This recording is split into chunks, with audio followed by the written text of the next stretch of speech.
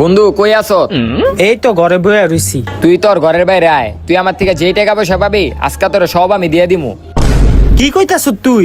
তুই সত্যি টাকা দিয়া দিবি? দাঁড়া বন্ধু, আমি 2 মিনিট আইতাছি, 2 মিনিট দাঁড়া বন্ধু। আয় হায় বন্ধু, তুই মজা করতাছ না তো? তোর শরীর ঠিক আছে? তুই সত্যি আমার টাকা ফেরত দিয়া দিবি? হ, আজকে আমি তোর সব টাকা দিয়ে দিমু। এলো, তোর থেকে আমি টাকা লিয়া কক্সবাজারে গেছিলাম না, ওইটার 6,000। আর ওদিনকে আমি গার্লফ্রেন্ডের লগে দেখা করতে গেছিলাম না, তোর থেকে টাকা লিয়া এলো ওইটার 2,000। বন্ধু আমার তো বিশ্বাস হইতাছে না তুই যে আমার টাকা ফেরত দিয়া দিতাছ।